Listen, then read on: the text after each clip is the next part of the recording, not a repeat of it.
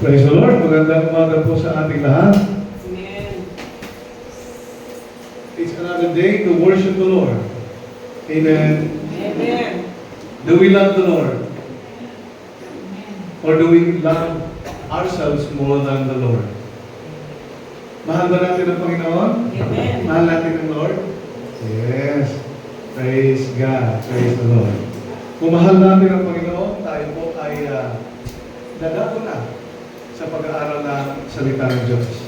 Kung meron kayong mga Bibles, hawakan po natin ito at itaas para sa ating pananampalataya sa Biblia. Want to ready go? Ang Biblia kung ito ay aaralin ko, babasahin ko, pakikinggan ko, matututo ako rito, babaguhin.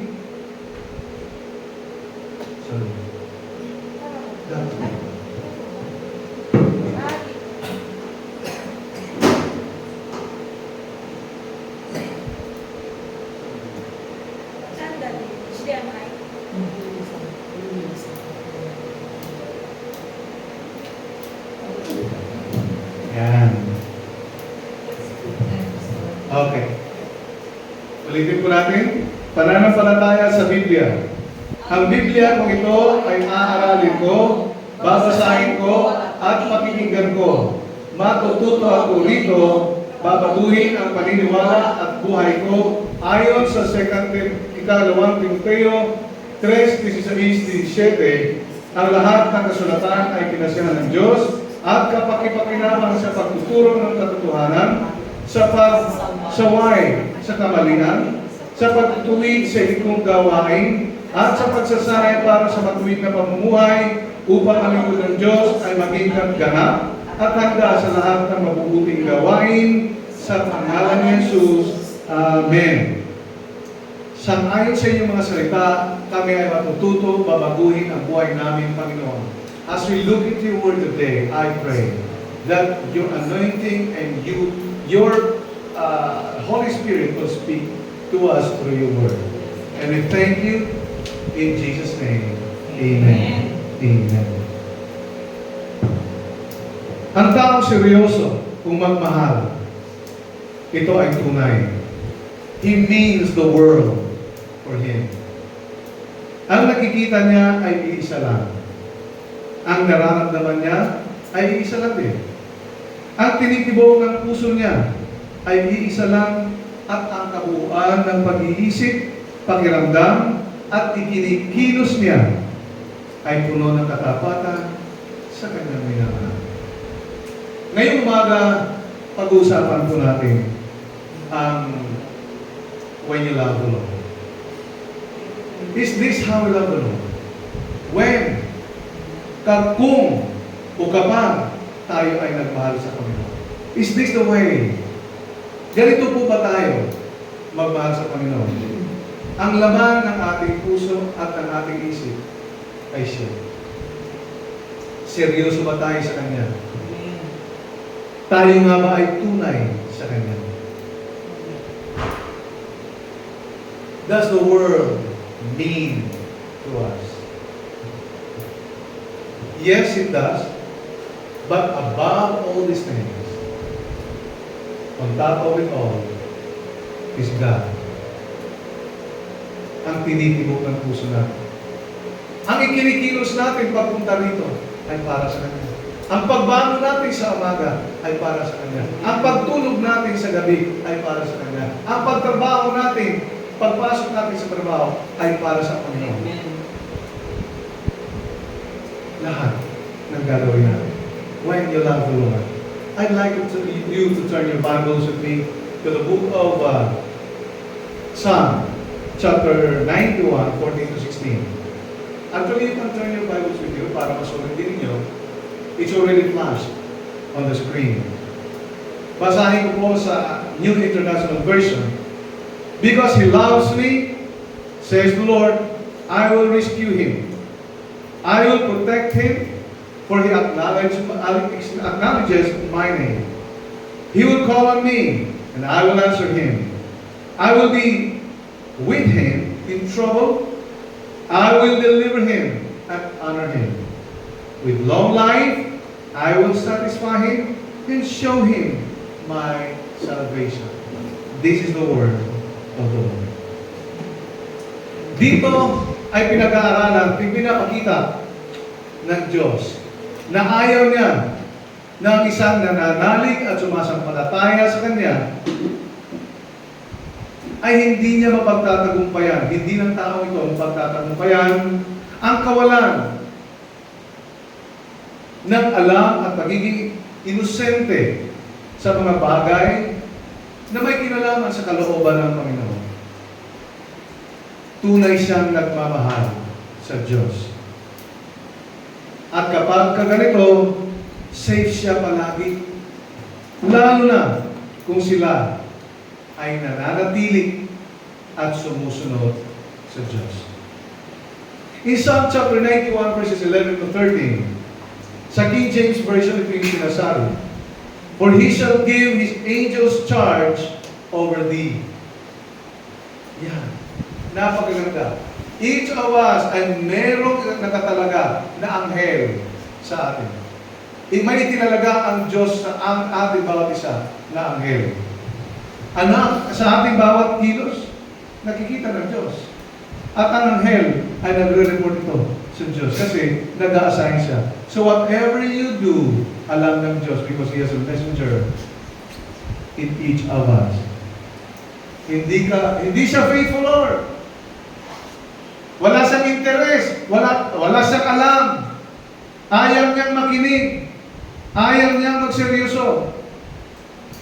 Ang bigat-bigat, Lord, ng kanyang kalooban para sa iyo. Lord, siya ay mabuti. Siya ay talagang tunay sa iyo. Siya ay ganyan ang trabaho ng angels na inassign ng Diyos sa bawat isa. Alin pa ang kasunod po nito ay sinasabi, ang angels na ito ay magbabantay sa iyo. Ito ay sinabi ng Diyos, sinabi actually, kay Jesus ito pinatutungkol. Nasabi niya, sabi ng Diyos, magbabantay siya sa iyo. Anyway, I'd like to read the word. For the angel, for he shall give you his angels charge over you to keep you in all their ways. They shall bear thee up in their hands, lest thou dash thy foot against a stone. Thou shalt tread upon the lion and adder, the young lion and the dragon shalt thou trample under your feet. Actually, ito yung salita ng Diyos para kay Jesus sana. O para sa atin, I should say. Na none of your bones will be destroyed. None of your bones will hit the stone so that it will not crack or it will not break. Kaya ito yung ginamit ni Satanas kay Jesus. So, ibig sabihin sa atin, ang anghel na magbabantay sa atin, kung saan man sa side ang paa natin, saan man tayo paparoon, naka-antabay ang Diyos sa atin. The Lord will catch us. The Lord will catch us. Upang hindi ang ating mga paa sumayan sa bato at tayo ay masaktan. Ayaw ng Diyos na masaktan tayo. None! Kaya sabi ni Satanas sa kanya kay Jesus, lumundag ka kung totoo kang anak ng Diyos. Amen?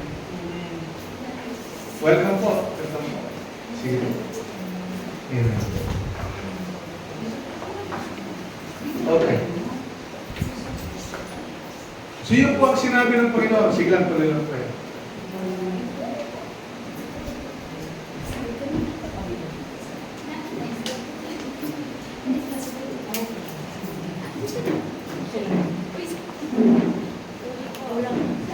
Okay. Sige na, okay na. Okay. Praise the Lord.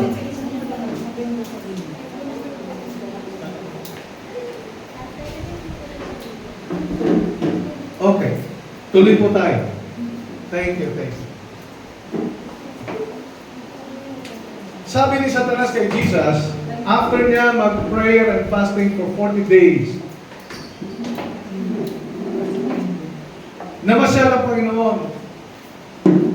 Tapos na siya, nakikita siya ng bato, hinawakan niya, sabi ni Satanas, kung totoong anak ng Diyos, turn that stone into bread. Because alam ni Satanas, na gutom ang Panginoon sa Kristo. At nangangailangan ng katawan niya ng pagkain. Ay sabi ni Jesus, it is written, nasusulat, do not tempt your God, rather worship Him. I'm paraphrasing it. Worship Him instead. The second temptation that Satan gave to Jesus ay nakita niya, tinignan niya ang lawak ng lupain, kaya nga, lahat. Nakita niya. Sabi ni Satanas, ang abot ng tingin mo, ang lahat ng ito ay ibibigay ko sa iyo ang paghahari kung luluhod ka sa akin, pinaparaphrase ko, i-exaggerate ko, sabi niya, bibigay ko sa iyo ang paghahari dito. Sa iyo ito, ang kaharian ito. Sabi naman ni Satanas, sabi ni Jesus, no, nasusulat, worship the Lord your God. The third temptation na sinabi ni Satanas kay Jesus, ito na yun. Umakyat si Jesus sa building, sabi ng Satanas, nung nandun na si Jesus sa ibabaw, kung talagang anak ka ng Diyos, throw yourself down from here. And the angels will catch you up so that you will not strike your foot against a stone. And none of your bones will be broken. Dinagdag ko na lang yun. Ito yun. Sabi ni Jesus, nasusulat. Worship the Lord your God. Do not put your God to the test, but worship the Lord your God. Ano ang mapapansin mo dito sa mga sinasabi ni Jesus? Nasusulat. Nasusulat. So it is right for us to always base our worship, our service of the Lord sa mga nasusulat sa Biblia. But with the right theology. Good theology. Because there are bad theology. No? Ang wrong theology or bad theology ay ikaw na nagsasalita at ikaw na hindi na salita ng Diyos. After having acquired so many knowledge from the Word of God, aangkinin mo na ang salita ng Diyos ay iyo. And that is bad theology. Pero ang good theology, kung ano yung sinasabi ng Biblia, let the speak or the scripture speak to you. Do not speak to the scripture or to God or to the people by your own word. No? By your own interpretation, by your own even experience. No? So these are bad theology. The good theology is yung talagang sinasabi ni Jesus, nasusulat. So what does this mean? Ito ang isa sa mga sinabi ko na kanina, sa Matthew chapter 4 verse 6. So, ang sumasamba sa Diyos ay hindi ni Satanas magagawa tuksohin. You know why? Because we base everything in what is written. And the written logos, the written word of God, ang sinakasulat na dito, ay magbibigay sa atin ng kaliwanagan at magbibigay sa atin ng karunungan. At magtuturo sa atin na ang Diyos lamang ang ating kilalanin at ang Diyos lamang ang ating susundin. Hindi yung ako ang susundin, hindi yung ako ang kilalanin, hindi ikaw, hindi sino man, kundi ang Diyos. Instrumento lamang tayo. Kung sakali man, tayo ang magiging instrumento. Ngunit kung hindi naman, tayo maging instrumento, hindi din maaari. Kasi yun ang purpose ng Panginoon kung bakit na tayo tinawag.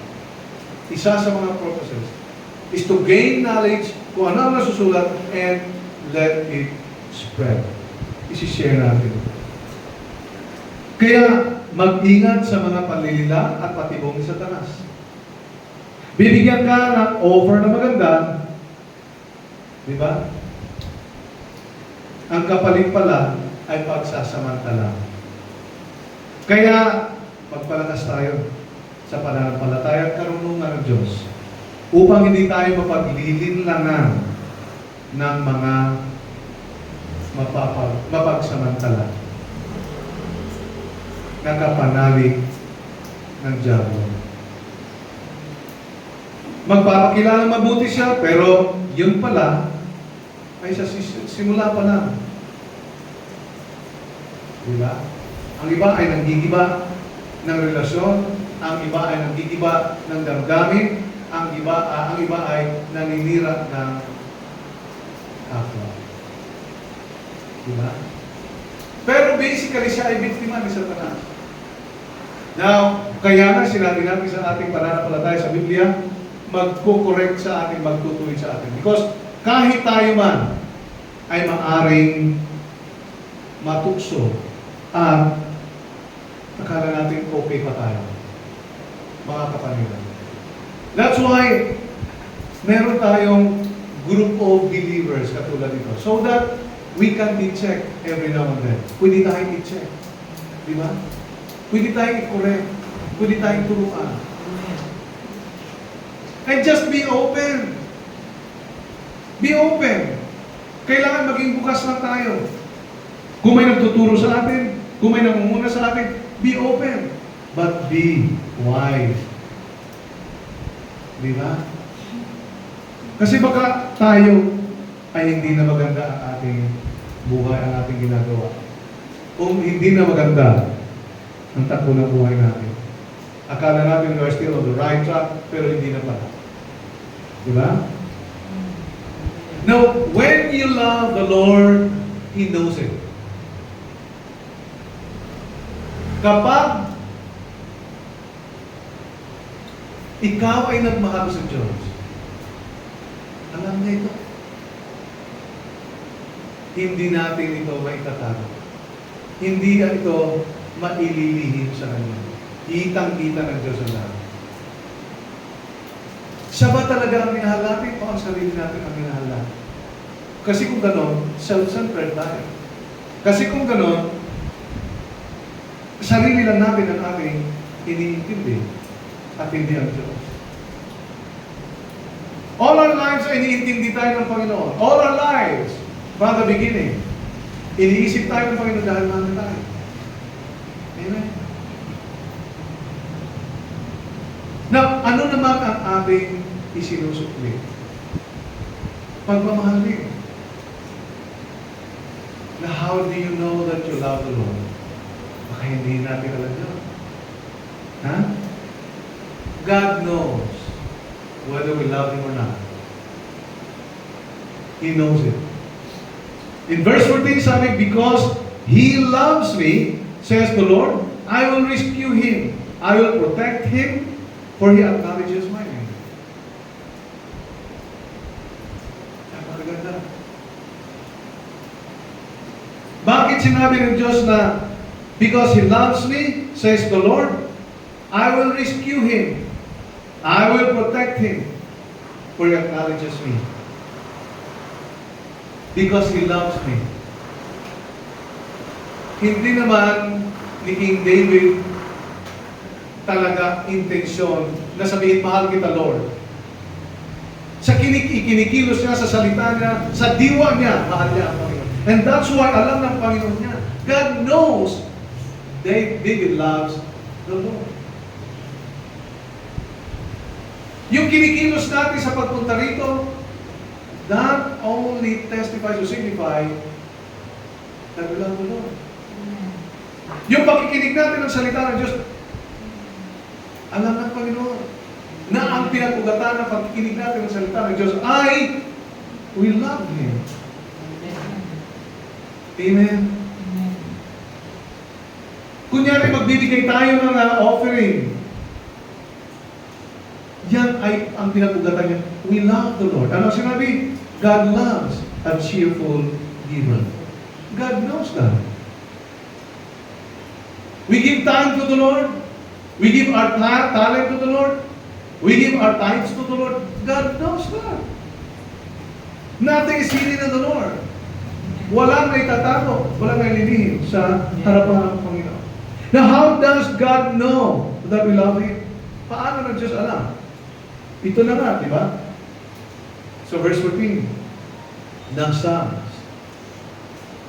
Pero sinuportahan din ito ng Romans 8, chapter 8, verse 28. Ang sinabi, and we know that in all things God works for the good of those who love Him, who have been called according to His purpose. What does this mean? This only means that God knows that we love Him. And that's why, because we love Him, ano ang sinabi? God works for the good of those who love Him. God works. How does God work? Nangungusap siya sa atin, mag-worship ka, dumalo ka, manalangin ka, makinig ka ng salita ng Diyos. Baguhin mo ang pamumuhay mo.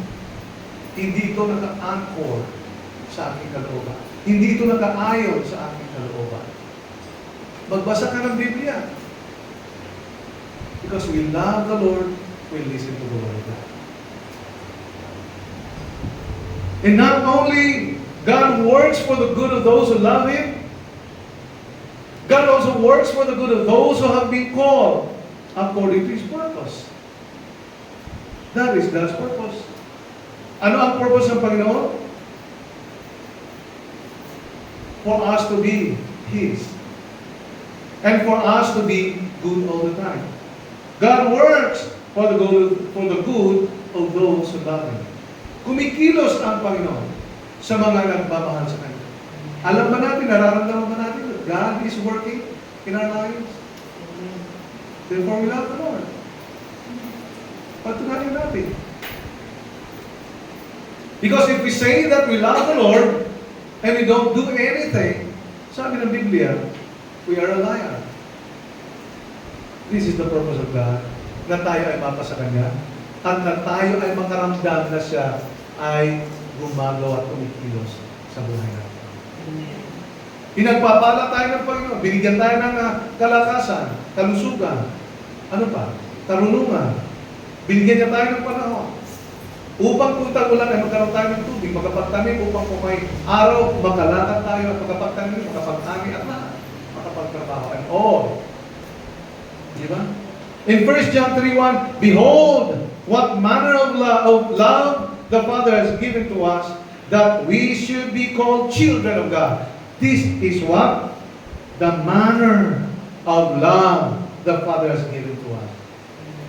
Ay, ibig sabihin, na ito yung nais ng Panginoon. Na tayo ay maging anak ng Diyos. And in John chapter 1 verse 12, anak na nga tayo ng Panginoon dahil tinanggap natin ang Panginoong Kristo sa ating buhay. Anak nga ba tayo ng Panginoon? Amen. Tinanggap na nga ba natin si Kristo as our Lord and Savior? That makes us a child of God. At ito yung sinasabi, that we should be called children of God. Natawagin tayo anak ng Diyos. Napakasarap sa pakiramdam, sa pandinig. Kapag tinatawag tayo ng ating mga magulang anak, because that is an endearment. Di ba? Anak ko yan. Mahal ko yan. That's what God wants us to know. And that is what we are. What we are? What are we? We are called children of God. And that is what we are. The reason the world does not know us is that it did not know Him. Bakit hindi tayo kilala ng mga taga-sanlibutan? Yung mga hindi born again, hindi Kristiyano. Ibig sabihin, bakit kung mag-share tayo ng Word of God, hindi tayo pakikinggan? Mag-invite tayo ng Bible study, mag-invite tayo ng dumalo sa gawain, bakit hindi tayo pakikinggan? You know why? Because they are not children of God. They're not one of us. Hindi sila kaisa natin. Pero tingnan mo isang pamilya. Kapag sinabi ng isa sa miyembro ng pamilya, lalo na magulang, let's worship the Lord, we will all worship the Lord. Magbakasyon tayo. Magbabakasyon na na. Diba? Tara na, magkalusal tayo. Kain na tayo. Lahat yan. Yes. Nobody knows us because they are not one with us. Alam natin at kilala natin about this sa atin because we have one Lord. Amen. We have one Spirit working through us. Meron tayong isang Espiritu na gumagalaw sa buhay natin. That is the Holy Spirit. If you're a child of God and I'm a child of God, we are therefore brothers and sisters in the Lord. And we are called children of God. Now, how do we express our love to God? In Matthew chapter 22, verse 37, Jesus said unto him, Thou shalt love the Lord thy God with all thy heart, and with all thy soul, and with all thy mind. This is the first and greatest commandment. You can't love God just by saying it. You can't love God with words, or thoughts, or beliefs, or with emotions. Hindi ka nagmamahal. Kung ang pagmamahal mo ay nakikita mo lang, nakabatay lamang sa kung ano ang nakita mo, emotion mo, or yung pananaw, makukuha ko dito, kaya mahalin mo siya, I don't think that's love. Iyan ay pagsasamantala. Iyan ay personal na, may personal na mga motibo. And that's love. Ill motive yan. Masamang motibo. May masamang motibo. Love speaks and does with our whole being. Ang pag-ibig ay nangungusap at gumagalaw, kumikilos, gumagalaw. Kasabay ang buo nating pagkatao. Mind, heart, word, everything, galaw. No? The one who is pointed by your heart is the one you love. Kung sino ang tinitibok ng puso mo, siya mahal mo. Where your treasure is, there your heart will be also. Kung ang Diyos ang tinitibok ng puso natin, then si Lord ang mahal natin. Just like sa mga anak natin, sa mga mahal na mga asawa natin, sila ang tinitibok ng puso natin. That's why we love them. Applicable ba yan sa Panginoon? Tinitibok ba siya ng puso natin? Siya ba ang object? Siya ba talaga ang pinupuntirya ng ating puso? And that's why we are here.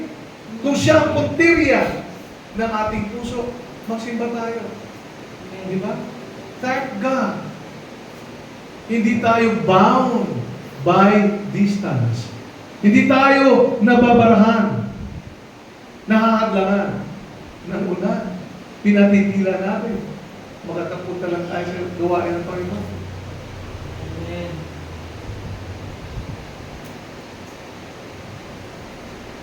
The one you love is the one you think about.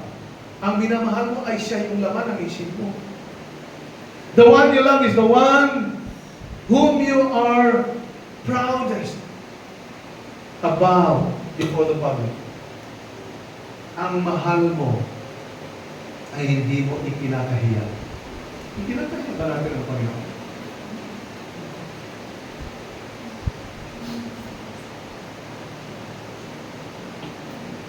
And you don't care what others would say about the one you love. I don't care what others would say. Hindi, wala akong pakialam. Kung anong sasabihin ng iba about sa pagmamahal ko sa Panginoon. Diba? Iba magsasabi na ano na yata yan, nalaso na talaga ang isip niya. Puro lang hallelujah, hallelujah. So what? And what are you? Diba? Because you love God. Regardless of distance, time, effort, and resources. Your love prompts you to be willing and open-hearted to express your love to God. Now, why do we love God? Bakit mahal natin ito? Kung mahal nga ba natin ang Panginoon? Bakit minahal natin si Lord? 1 John 4, 19 to 21, sa New Century Version, we love because God first loved us. Yes, sinimulan talaga ng verse 1. Yes, verse 19. We love God because God first loved us.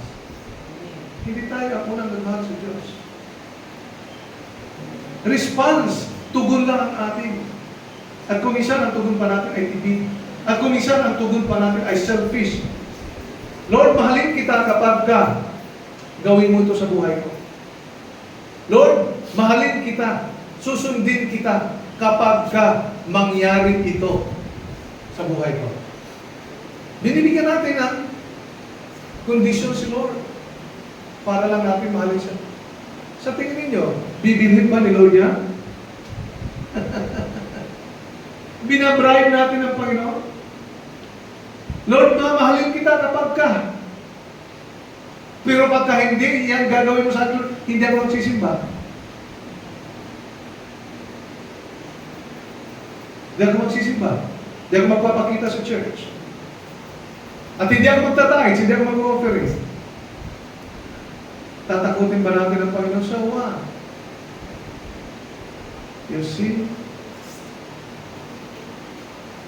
Why do we love God? Because God first loved us. And that's all. If people say, I love God, but hate their brothers or sisters, sinungaling daw sila. If we say, mahal natin ang ating kapatiran, umahal natin ang Panginoon, pero galit tayo sa kapwa natin, nagagalit naman talaga tayo. Pero ibig sabihin na hate na, hindi na natin mapapatawad yung ating yung mga tao na nagkamali sa atin. Sinungaling na tayo. Tayo una nagkasala sa Diyos, tayo lahat nagkasala sa Diyos, but God loved us. Let's forget and let's forgive. Those who do not love their brothers and sisters whom they have seen cannot love God. Hindi nila nakikita ang Diyos. Paano masasabi mahal mo siya? Paano pag nandiyan na siya? Tapos galit ka. Napuput ka sa iyong kapwa. Sabi mo, bahala na, lalapit ako kay Lord. Bahala ka na dyan. Isnabin mo siya ngayon. Sabi ni Lord, paglapit mo, kita kita. Kita ko yun. Isnabero ka sa kanya. And yet you tell me that you love me. That's not true. You're a liar. You first love Him. You express your love towards your brothers and sisters before you tell me that you love Him. Bago mo sabihin na mahal mo ako, show it. Because ang pagmamahal natin sa Panginoon, lumalabas ito sa ating kapwa. Regardless kung anong status, regardless kung anong sitwasyon. Ngayon may nangyayari mga investigasyon sa Senado at sa Kongreso. Alam mo ba, nagkakaroon ng debate at nagkakaroon pa ng bangayan ang mga congressman at ang mga senador. Pero pagkatapos hindi na piniperasonan. You know why? Because trabaho lang. Kaya dito sa ating, trabaho lang. Ang trabaho natin ay mahalin natin ang bawat isa. Mahalin ang Panginoon. So trabaho lang. Kaya pagkatapos, halimbawa may mga disagreement tayo, let's love one another. Let's worship the Lord. Let's attend worship service. And let's give God the glory in everything that we do. Amen? Huwag natin idamay ang Panginoon sa galit natin. God enabled us to love. Binigyan tayo ng Panginoon ng kakayahan upang magmahal. He showed us how to love. He demonstrated. Sabi, we love because God first loved us. And so, He showed us how to love. He demonstrated His love. In Romans chapter 5, verses 8 to 11, God demonstrates His own love towards us in that while we were yet sinners, Christ died for us. That's love. Can we sacrifice? For God's sake, for love's sake?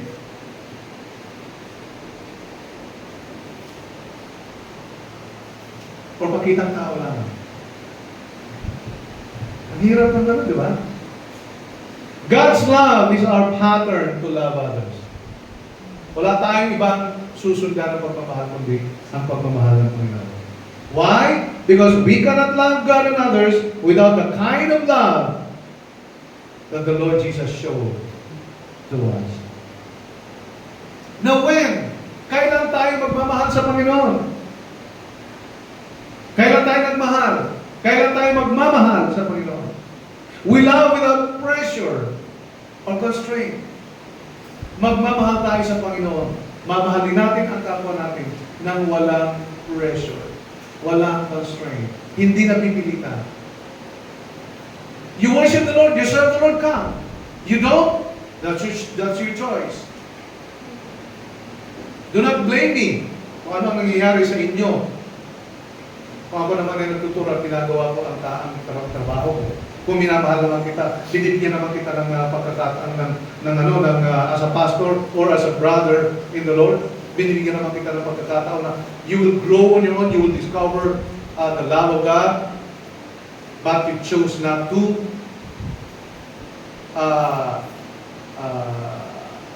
yung compensate or reciprocate. Kung pipiliin mo na ayaw mong magbalik ng pagmamahal ni magawa. We love without limit. Ang ating pagmamahal ay kumaganda lang ang panahon. Panahon ang pagmamahal mo. Tama ba? I'm sorry. Hindi pala yan. Di ba? Weather lang ba ang Kristiyano? Hindi siya. Dahil kung weather lang, I wouldn't be here in front of you. Kung hindi ko mahal ang Panginoon, kung weather lang, I wouldn't be here. Hindi ko titisin kahit na may nararamdaman ko tatayo ang araw sa inyo ng salita ng Diyos. You know why? Dahil pakikatao na naman at hindi naman pala talaga ako talaga nagmamahal sa Diyos. Diba? Napipilitan lang naman pala ako. When do we love the Lord? We love despite and in spite of kahit ano pa mangyari. Kung tayo nagkasamaan ng loob, kung kayo ng kapitbahay mo, o kung kayo ng kamag-anak mo, kung kayo ng kapatid mo sa Panginoon, ay nagkasamaan ng loob, natitigil ba ang pagmamahal natin sa Panginoon? May maliban na lang siguro kung sinaktan ka talaga. At kung ikaw talaga ay dinrive out, o kung ikaw ay minura, walang pagmamahal dyan. Pero kung prinsipyo lang na nagkaroon kayo ng debate na hindi naman personal, pero pinipersonal mo, limitado ang iyong pagmamahal. Ay pagmamahal without limit eh. Walang kondisyon. We love because no one can. Nagmamahal tayo sa Panginoon at sa iba dahil walang ibang magmamahal. The world cannot love the way we love because the love that we have comes from God. Amen. Merong nag-share sa akin na isang kapatiran. Merong bata na kasing laki nito. Iniwan sa kanya yung bata ito dahil yung magulang ay nasa abroad pareho. Pareho actually sila pamilya na doon. Isa lang ang anak. Ngayon nung umuwi sa Pilipinas, na-caught up na trap ng lockdown. So iniwan yung bata, ang mga magulang ay nandoon. Sa iyo muna. Sabi ng kapatiran sa akin, umiiyak daw yung bata sa madaling araw, hinahanap ang mga magulang. Niyayakap daw niya yung bata. Umiiyak din daw siya kasi nanay siya eh. Nasabi niya, napamahal na yung bata sa aking pastor. Parang anak ko na siya. Kaya kung ano ang hinihiling niya, binibigay ko. Kung ano ang gusto niya sa nanay niya, kahit kasi wala nanay niya dito, ako na gumawa ka na. You see? Eh kung hindi natin naranasan ang pagmamahal ng Panginoon, makakapagmahal ba tayo ng iba? I don't think so. Mamahalin ba natin ang Panginoon? Kung hindi natin naranasan, we love because we experience the love of God. In 1 John 4:20 it says, whoever claims to love God yet hates his brother or sister is a liar. Yan na naman. Whosoever does not love their brother and sister whom they have seen cannot love God na hindi nila nakikita. Hindi natin may demonstrate. What we are doing right now, kung ano yung ginagawa natin ngayon, is a demonstration of our love towards our God. Amen? Now this is just one. This is just one. What kind of love does God have for us? Anong klaseng pagmamahal meron ang Diyos para sa atin? The kind of love that God has for us makes us live. Ito pala ang pag-ibig ng Diyos. Ang pag-ibig ng Diyos sa atin, ang klase ng pag-ibig na meron ng Diyos sa atin, ay bumubuhay sa atin. Para bang kumbaga, mabubuhay ba kayo sa magsigilo? Mabubuhay kayo sa pag-ibig niyong sinasabi? Pwede kayong gumagalaw. Kasi ang pag-ibig ay gumagalaw, kumikilos. Ay ang Diyos kumikilos sa buhay natin. Dahil minahal niya tayo. And so as we love the Lord, we also do things. We also reciprocate. Makes us live. Yun ang pag-ibig na meron ng Diyos sa atin. The kind of love that God has for us is so powerful. It conquers all odds. Ito ay binabangga niya ang lahat ng mga hadlang. Sabi nga, kahit na ilang alon ay aking tatawirin, kahit na sa bubo ng mga matatalim ay aking lalakaran. Ay, ano pala yun? Tinig pala yun, sabi ni Sharon. Dahil nga mahal. Sa ngalan ng pagmamahal. Against all odds.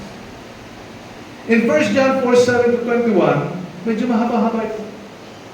Actually, 7-11 lang. Or 12. God is love. Beloved, let us love one another, for love is from God. And whoever loves has been born of God. Kung nagmamahal tayo, then we are born of God. Tayo ay isinilang ng Diyos. Iniluwag tayo ng Diyos kung tayo nagmamahal. Nagmahal at magmamahal. Pero kung hindi natin nagmamahal, at ayaw natin mahalin ang gawain ng Panginoon, at ayaw natin mahalin ang Diyos, ayaw natin mahalin ang ating kapwa, then hindi tayo iniluwal ng Diyos. Baka iba ang nagluwal sa atin. Because it is only those who are born of God who are able to love God, who can love God. And those that God loves, gawain niya, tapon niya, ang mga nasa paligid niya, kahit ang kasalanan, love nila yun, kaya dadalhin nila, i-invite nila sa church. The kind of love that God has for us is everlasting, according to John 3:16. For God so loved the world that He gave His only begotten Son, that whoever believes in Him should not perish, but have everlasting life. God is love. Hanggang saan lang ba ang ating pamilya? Hanggang dito lang sa siglo? I extended pala sa mabuhay. I extended pala sa panay-panay. I extended pala sa Pilipinas. Ang pag-ibig mo natin hanggang saan? Hanggang maganda lang ang pakiramdam. Hanggang marami tayo pagkain. Hanggang. Kung ako na lang pastor, mamahalin ko lang kayo kung meron kayo bibigay sa akin. I don't think so. And I will not do that. I swear. Shame on me. I have my God, we have God. And the Word of God tells us that we are born of God because we love God. And those that we love, those that love God, do what love God, what God loves. Ano ba ang mahal ng Diyos? Mahal ng Diyos, nais ng Diyos na tayo ay sumunod sa Kanya. Now, to end this point, at this point in time, we are still in our first main point. Why you love God? We still have two main points to discuss next Sundays. We will end up here for the moment dahil makakain natin ang buong oras. Mas maganda pala yung naiintindihan natin lahat. Yung kuha natin ang ating pag-aaral. So when you love the Lord, God knows. Kung mahal natin ang Diyos, when we say that we love God, hindi natin may kakailan. Alam ng Diyos ito. Alam ng Diyos.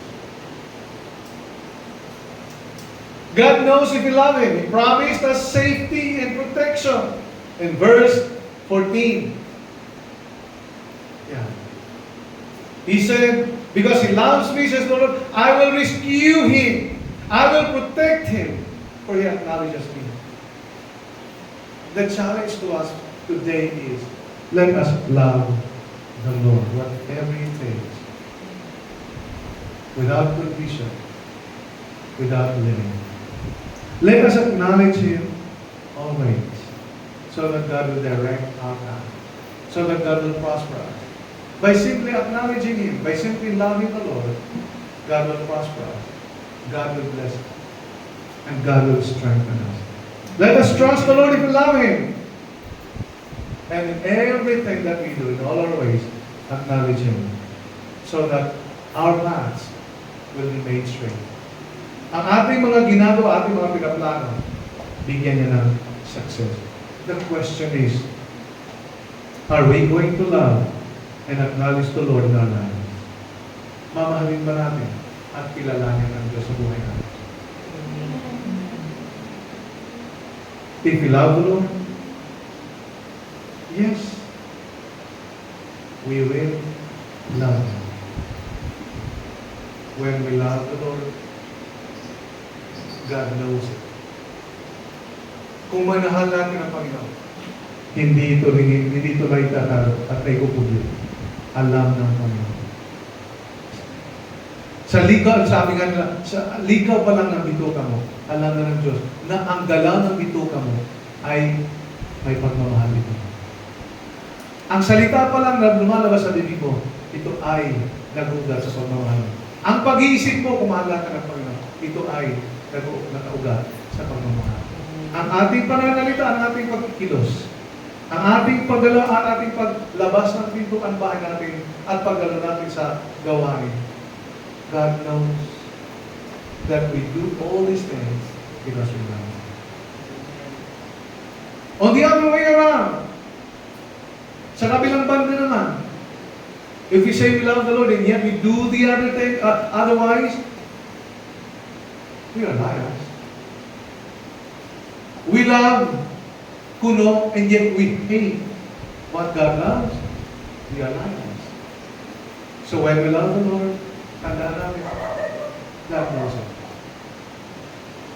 Next time we will discuss about God expects it if we love the Lord. When we love the Lord, ini-expect, inaasahan ng Panginoon ito. At ang pangatlo, I'm just broadcasting it ahead of time. God satisfies. When we love the Lord, first, God knows it. Second, God expects it. Inaasahan ng Diyos siya. At kung mahal natin ang Panginoon, nasasaganain na tayo. Isa-satisfying na tayo. Ang ating Lord, wow, thank you Lord, so the fruit of our lips giving tayo. Do we love the Lord? Pagmamahal ba tayo talaga sa Panginoon? Hanggang kailan? Hanggang saan? Hanggang sa kanyang pagbalik. Okay ba yun? Hanggang mahilinga tayo. Hanggang kailan na tayo. Let's give all to the Lord. As we say, we love the Lord. Panginoon, maraming salamat po. Salamat po. Thank you for loving us. And Lord, we just reciprocate. We just respond to your love. We just love you.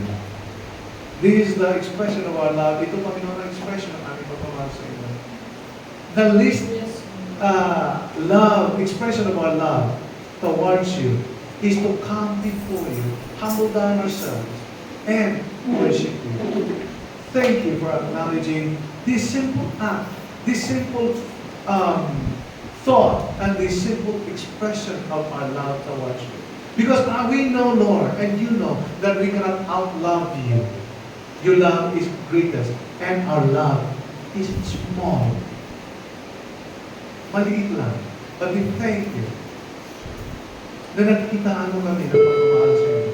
I pray that you will grow our love towards you. So that, oh God, we will experience the fullness of your goodness, your greatness, and of your love. We thank you for what you do.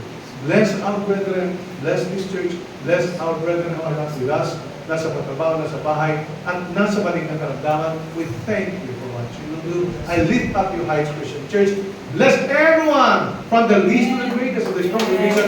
Let your love flow, and let us experience the greatness of your love. Help us to reciprocate the love you have for us.